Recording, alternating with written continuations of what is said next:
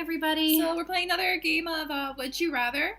And we're not going to start with this question on the screen right now, just because we've seen it. We both looked at it, so we're going to move on to another one. We had to set up somehow, and it was there. Yeah, and also, I don't really want to answer this question after the one you answered about the children. It's very much in the same respect, and It's another ethical question. Okay, just move on. Moving on. Who did the last one? Wait. Doesn't really matter. I'm clicking. Okay, I'll answer first. Ooh. Oh, God. Would you rather have your left leg be painlessly amputated and only be allowed to use a peg leg as a prosthetic replacement? Okay. Or have one of your toes be amputated with a dirty cleaver every year until you have none left? That's the first one. The peg leg? I want to be a pirate. That is probably the best justification. Well, the second one is like, you could die. Like, my brother literally almost died because his toe got an infection in it, and he didn't catch it in time, so he almost lost his foot, and he almost died. So, no, I'm not going with any dirty, like, World War I, field amputations. No, and you need your toes for balance. Yeah. And I know you also need your leg for balance, but I got a fucking peg leg. Yeah, at least you have something to perch on. I know a guy at school who has an eye patch, and he's like, every time I've ever talked to him, he's been like, can I sit here? And I'll be like, okay. And he's like, it's okay, matey. And I'm like, oh my God. It's like, he's so aware of it. The best thing is when people are aware and, like, are okay with it, make jokes themselves, and, like, they're comfy with it. I've heard him be like, don't worry, it's just a guy with an eye patch, it's fine. 81% were on your side. I have a good crew. As long as they don't mutiny me, we will be the most awesome group ever. But, like, the whole part, like, I think also if it was just, like, one toe being amputated with a dirty cleaver, but it's every year until you have none left. Like, that's, at least the leg is, like, just a solid, like, it doesn't even say painless. It doesn't even, like, mention that. And things are so, like, nowadays there's so much, like, accommodation for people who have disabilities, like, oh my God, like elevators, escalators, like, making it a lot easier. If this was in a different time zone, I feel like time zone, time period, sorry. If we were 2 hours ahead right now, if we were in Central Time, that would be barbaric. Okay, let's just fucking hit the button. Oh God dang. Oh, okay. God, these are all so bad. When we did the first episode and it was all like chocolate or vanilla? It was also like lighthearted. Okay. More or less. Katie, would you rather be deaf and have no legs or be blind and have no arms? What? So you're either a deaf woman who has no legs or a blind woman who has no arms.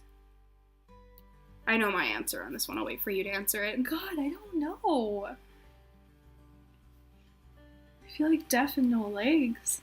That's my thing too, because at least like with no legs you could like again there's wheelchairs, so just like a lot of technology that could get you around.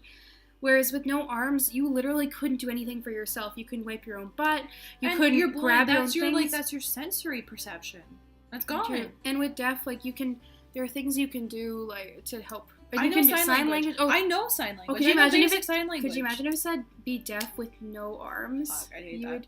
That'd be so hard. Yeah, no, I know basic sign language, so like, I'd be able to integrate myself at least, but no legs would suck. I love my independence, but you may not get any prosthetic limbs or corrective surgery. You're stuck with it. That's the. Okay, whatever. I'm upset. Me too. I just hate this game in general. Why? Because it's so like... Makes you feel bad? Yeah. We're very privileged people. We are! There are people who live with this kind of stuff. 81% were with me. Yeah, I think it's the whole no arms thing. Like, you couldn't even drink water on your own. And if you're blind, you need like the stick or like just some way to get around. You'd be... Not to insult blind people, but without arms, you'd be pretty useless because you wouldn't have any way to like. No braille, no sign language, like no. It would just be really hard to live life on your own. Even though people who are blind have better others like sensory perceptions, but you'd have to kind of get that. I know I've watched a couple of documentaries on people who actually can have almost like echolocation. Yeah, but unless you can figure that out, like. Yeah. What you can do? It's a personal choice. It is. Everything's a personal choice. It all boils down to, like, who are you? And 81% of people agreed with you. Don't scroll this time, I swear to God.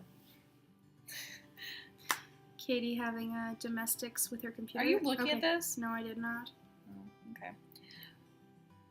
That sounds okay. Okay. Would you rather sign your real name or sign using a ridiculous pseudonym like IC Wiener or Mike Roch? I'd love to sign with a ridiculous pseudonym. Would you? I think that'd be hilarious, That would especially be because someone would be like, "Oh, can I just get your signature for like anything?" And I just like write down like IC Wiener, and people would be like, "What? That's a joke." I just hope that wouldn't translate over into like important things. I feel like Because if that's not the signature in your credit card or like, I still think it's fine. It's a hypothetical thing. 39% agree. I think that the 61% should get good. Okay. Okay. Whatever. Okay.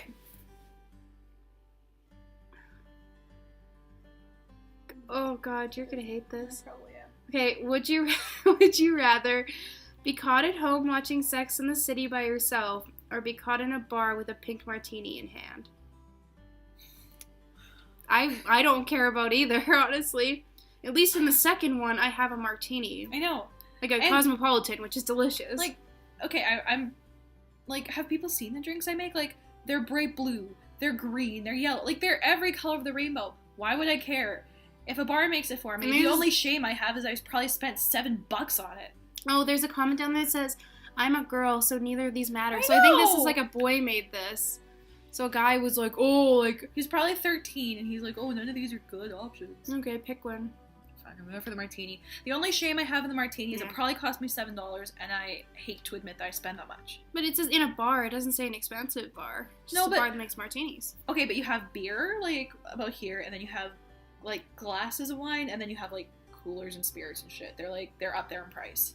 Yeah. So it's inevitable. When we went to Mexico, I introduced one of all my friends to the Cosmopolitan because we wanted something kind of like fancy, and she was like, "I want a martini," but I was like, "You're gonna hate yourself if you drink like a regular martini because they're not not flavorful. It's kind of like it's an acquired taste like coffee." And so I brought everyone. I brought like 5 of them over, and I was like, "Drink this." We had 2 guys with us, and they were like, "I don't want to drink this." And then by the end of it, they were just like, "Another round of Cosmopolitans? Yeah." They're good. Like, there's no shame. Yeah, because tequila sunrises were messing with me. But anyway. I don't get why people gender things like that. It's alcohol. Drink it. You're going to get drunk. You're not going to remember what you drank. One of my favorite stories from serving is that I had a table as a bachelor party. They were about to go somewhere, but they're older, right? So yeah, of course. They weren't like going out to like party and go to strippers. They were just going out for dinner, and I think they might have been going to play golf or something. And all the guys at the table ordered a beer, and it was a table of like 30 people. This was where we worked.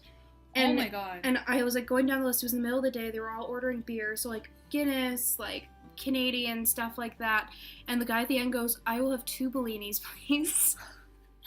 And I was just like, okay. But dude, and then his friends were like, "Really, dude? Really?" And he's like, "They're on special and they're delicious." And I brought them out and he like chugged them, and everyone was like, "Actually, I think I'll have a Bellini too." So like then this whole like table of guys just had like all Bellinis except like the 2 like really older guys who really awesome. like I mean, thought it was gross. Yeah, but that is my favorite story of serving. I don't think I have any stories quite like that. I have some insane stories, but it's because I worked at that restaurant for like 5 years. Oh yeah, okay.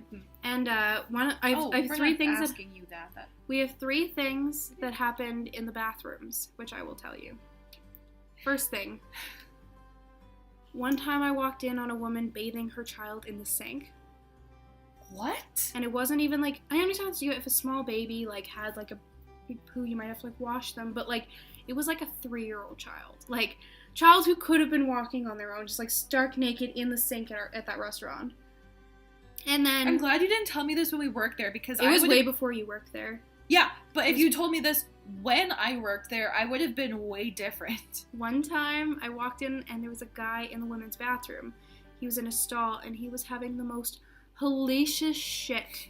Like the most hardcore, like he was grunting and like going like, ooh, and like I walked in and I was like, "Sir, are you okay?" And he was like, ooh, he's like, ooh, and I was like, "Okay, let me know."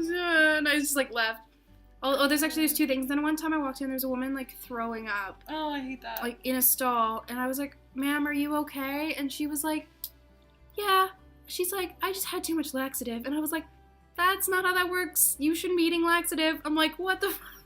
And it goes down, not up, I thought. And then one time I walked into the men's bathroom and someone had taken the stall wall down. Because I used to have to check the bathroom, so I'd always come in and I'd be like, bathroom check, and if no one said anything, I'd go into the men's bathroom because we didn't always have male servers on. Or hosts. We didn't even have hosts during the day most of the time. I worked Sundays by myself, so that was usually when this happened. I worked during the weeks a lot by myself, and it was just me and one other server.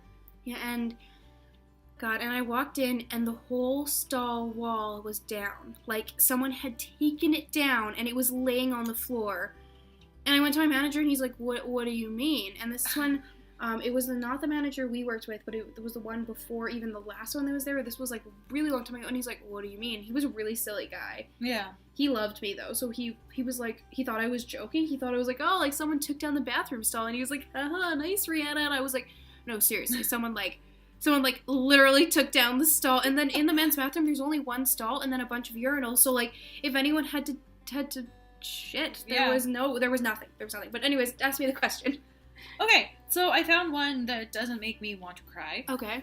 It's reasonable. Would you rather never shave ever again or never cut finger/toenails ever again? Never shave again. Really?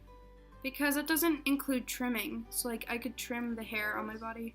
No causes? And, well... No causes? Nothing down there? No, and it's... Never cutting your fingers or toenails again. Like, those get infected and like... It's harder. Like, they get in your way. Could you imagine having fingernails out to here and trying to, like, type? Yeah, and it's one of those things where, like, they break and they can get, like, infected and gross, but, like, if you never shave again, like, again, it doesn't say that I can't cut. So I could, like if my hair, I could, like, cut it really short, and I could, like, it wouldn't be the most ideal, but, like, people live without shaving. Yeah, it's manageable. It doesn't say that there is no other forms of maintenance. So, it says nothing. It says you can't cut them, but it what does it say? Well, it does not say that you can't bite them. This is for the nails. Well, but biting them, they would always be rough and like... Yeah, I guess you could bite and file them, but your toenails, that'd be a lot. And then like, I know if I don't cut my toenails, gross, TMI, I go through pantyhose, like they'll cut through pantyhose. I get ingrowns. Yeah, it would just not be cool. So yeah, shaving doesn't say anything about not trimming. And 69% are with you. Okay, well, after the long leg, the stories about serving, and the strangest questions we've ever had to answer, I think it's a pretty complete episode. I think so. Like an episode of Friends. That one where we talked about serving. Okay. So we'll see you guys all soon. Yeah. Thank you for watching. Thank you guys. Bye. Remember, stripper? Yes. Can you try stripper? We'll do that. I feel like it's going to be a wood stripper. Skipper. Let's do that.